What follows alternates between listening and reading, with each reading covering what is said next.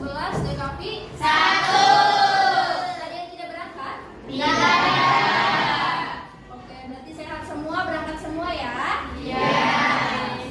Sebelum mulai pembelajaran, kita berdoa dulu. Ada yang mau pimpin doa? Before study, let's pray together. Begin.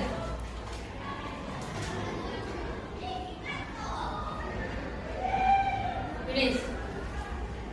Read to the teacher. Yes,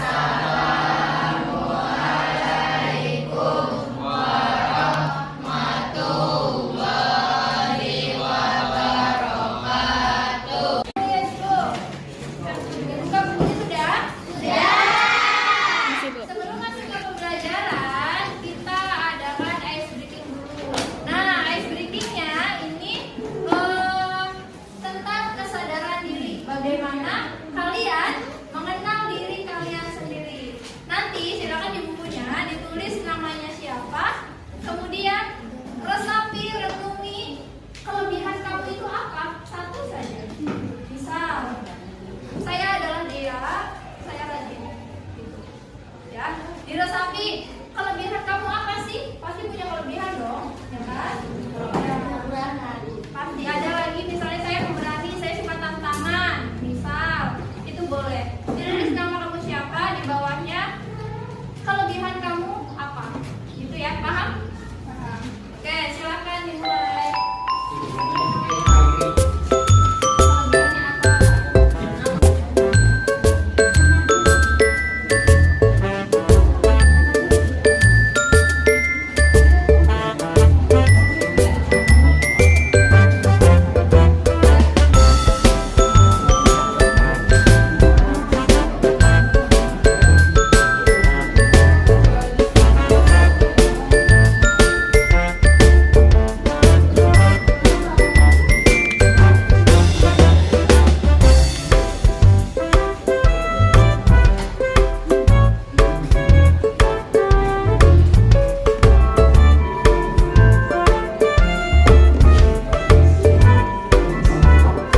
Ada yang mau dibacakan yang sudah? Boleh? Iya, boleh dia. Nama saya Dea Nur Ajiza. Kelebihan saya adalah berani dan berpendirian teguh. Berani dan berpendirian teguh. Tepuk tangan untuk Dea. Satu lagi, siapa yang mau? Nama saya Ahmad Alvaro. Saya bisa multitasking yang nggak berat-berat. Multitasking yang tidak berat-berat. Multitasking itu artinya kamu bisa ngehandle beberapa pekerjaan sekaligus, gitu. Tepuk tangan untuk Alvaro. Materi kita hari ini adalah analytical exposition test. Have you ever heard? Pernah dengar gak analytical exposition test itu apa? Enggak. Oke, nanti dibahas. Ini adalah learning purposes. Learning purposes adalah tujuan pembelajaran. Tujuan pembelajarannya ada 3. Ini 2 dulu nih. Yang pertama, membedakan fungsi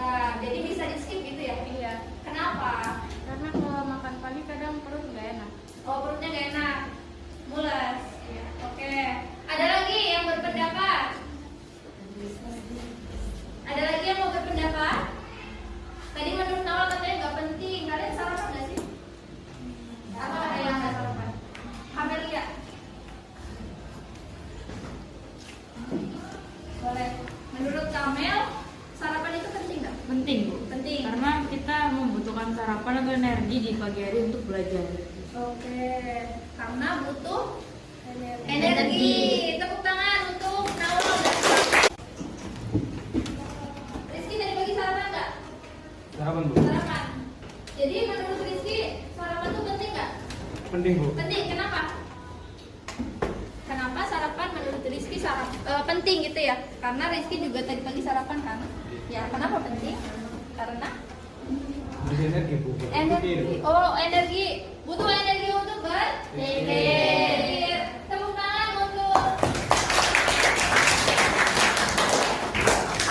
Nah, ini saya tanyain tentang apa sih? Opini. Nah, opini kalian. Yang namanya opini itu gak ada yang salah, gak ada yang betul. Semuanya betul, gak ada yang salah gitu ya. Karena kita beropini juga ada alasannya gitu kan. Iya. Nah, coba nih.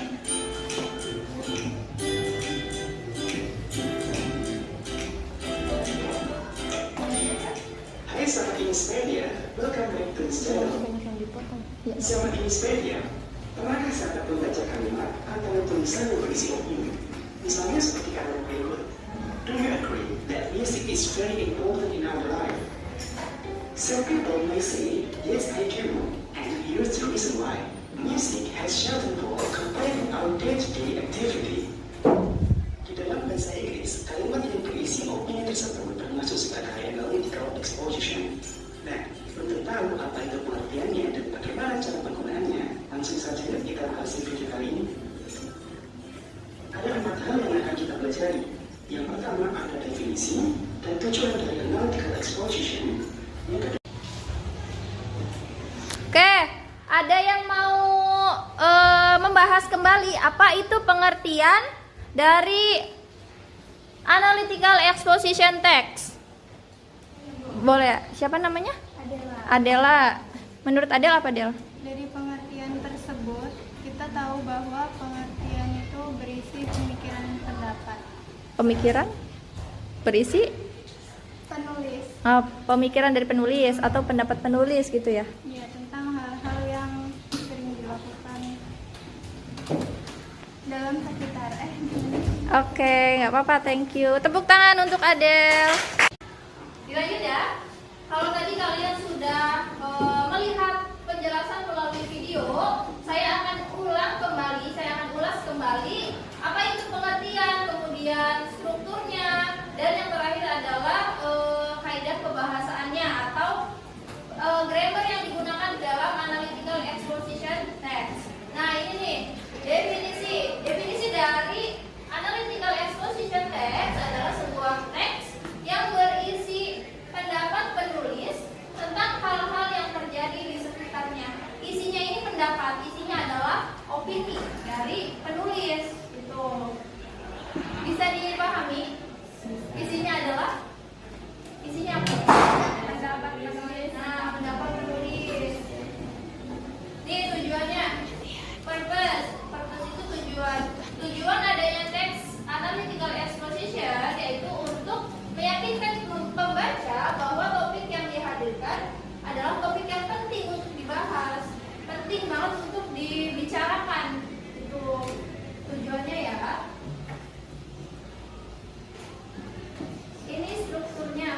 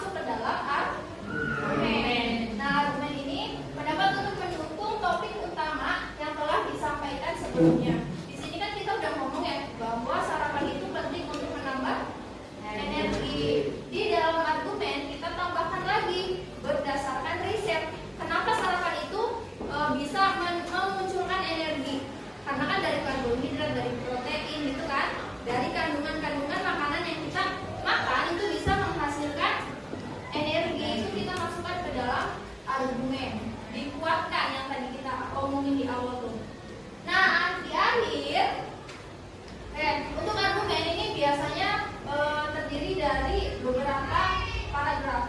Atau kalau misalnya kamu mau berpendapatnya satu paragraf saja, tidak masalah. Reiteration terakhir itu ditutup dengan reiteration. Reiteration ini penegasan kembali posisi dan pendapat penulis terhadap topik utama. Ditutup kesimpulannya apa? Kesimpulannya ya bahwa ini apa? Argumen. Penulisnya memberikan berapa argumen di sini? 3. Ada alasan pertama, firstly, alasan kedua, secondly, gitu ya. Alasan yang ketiga ada thirdly. Ada 3 alasan. Alasannya yang pertama itu polusi, kemudian yang kedua the city is very busy. Di kota itu sangat sibuk, apa ya, ruwet gitu tuh.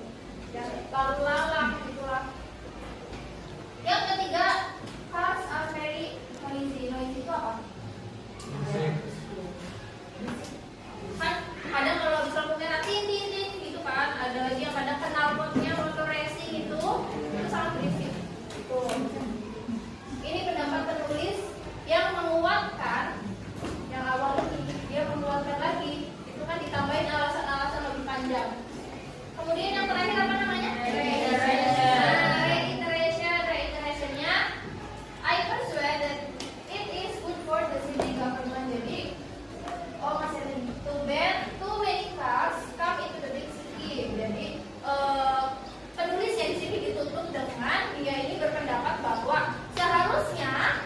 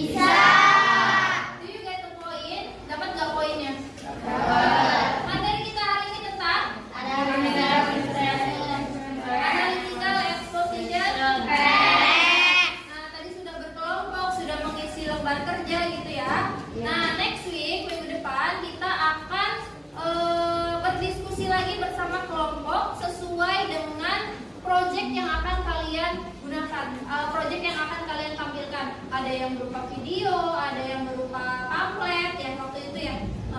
Jadi nanti berkelompok sesuai dengan proyek yang akan ditampilkan minggu depan seperti itu ya. Ada pertanyaan? Tidak ada. Jelas ya? Yes. Oke, ditutup kelasnya. Ada yang mau pimpin doa?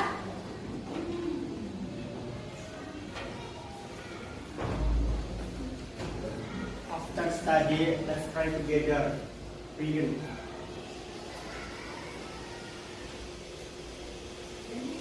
Yes. Give to our teacher.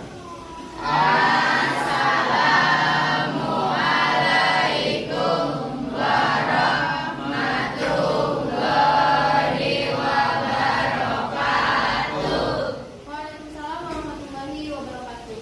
See you next week.